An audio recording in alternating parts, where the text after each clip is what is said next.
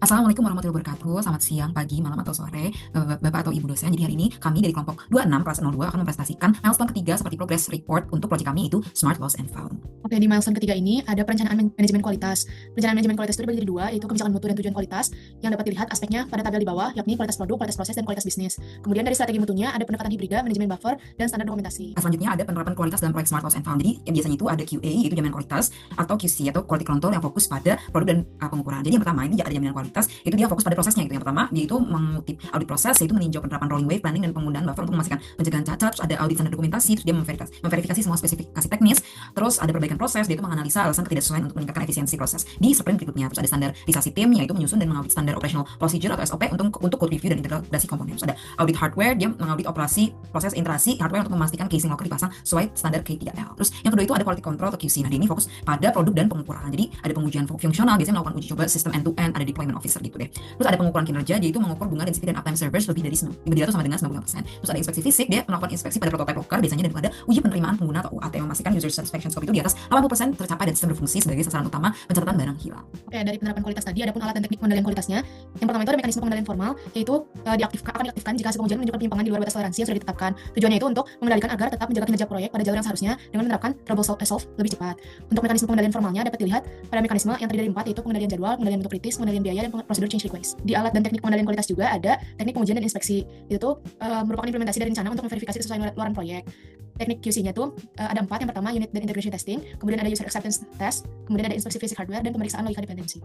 Oke, di sini ada perbedaan QA atau jaminan kualitas versus kontrol kualitas. Nah, sebenarnya kalau quality assurance itu dia tuh fokus utamanya seperti yang aku bilang tadi, proses. Jadi ada pencegahan cacat, terus fokus pada bagaimana produk dibuat, memastikan prosedur dan strategi mutu diikuti dengan benar, misalnya pendekatan hibrida dan buffer. Terus ada preventif juga sifatnya dia tuh, jadi bertujuan untuk menghindari terjadinya bug atau kegagalan melalui perbaikan proses. Terus waktu pelaksanaannya itu dilakukan sepanjang siklus hidup proyek, terutama pada fase perencanaan dan pengembangan gitu. Nah, kalau QC atau quality control itu fokus utamanya pada produk hasil gitu, produk hasil akhir jadi gitu. Jadi dia tuh deteksi cacat, fokus pada inspeksi dan pengujian deliverables untuk memverifikasi kesesuaian dengan kriteria penerimaan mutu. Jadi juga ada sifatnya itu kuratif dan reaktif gitu. Jadi dia dideteksi dan perbaikannya gimana. Ya, jadi bertujuan untuk menemukan, mengidentifikasi dan memperbaiki cacat pada produk atau sistem yang udah dibuat gitu. Jadi benar produk yang udah dibuat. Terus waktu pelaksanaan itu biasanya dilakukan pada tahap pengujian dan setelah terima, terutama di sprint 3. Oke, selanjutnya untuk perencanaan SDM dan sumber daya fisik. Jadi di sini akan dijelasin gimana SDM dan sumber daya fisik ini direncanakan agar proyek itu berjalan tanpa tumbang tindih. Setiap peran itu udah dibagi dengan jelas, di mana project manager mengordinasikan jalannya proyek, sama analis dan UX designer memastikan kebutuhan desainnya siap, sementara developer sama database officer ini menangani pembangunan sistem dan locker secara fisik. Nah, untuk sumber daya fisiknya disiapkan seperti locker, label QR, posting, dan perangkat instalasi. Di mana tabel yang di kanan ini menunjukkan PSI dan waktu pengambilannya juga, sehingga seluruh kebutuhan fisik tersedia tepat saat masuk tahap implementasinya. Oke, untuk estimasi sumber daya aktivitas, di sini analisis dan desain membutuhkan 2-3 minggu, terus juga pengembangan modul sekitar 2-3 minggu, lalu integrasi dan instalasi fisik juga berlangsung 1-2 minggu. Nah, di sisi kanan ini ada kebutuhan fisiknya seperti misalnya printer untuk QR, terus juga server untuk sistem dan alat instalasi. Nah, semua ini tuh estimasinya diselaraskan dengan 3 sprint utama. Itu ada sprint 1 untuk desain, terus sprint 2 untuk pengembangan, dan juga sprint 3 untuk pengujian sampai go live. Oke, untuk pengembangan tim proyek sendiri, pertama ada dimulai dari pengembangan tim proyeknya. Dilakukan dengan mempertimbangkan kompetensi teknis serta peran setiap anggota yang telah ditetapkan. Jadi pembentukan tim ini dilakukan untuk memastikan setiap aktivitas pada WBS memiliki seseorang yang bertanggung jawab dan kompeten.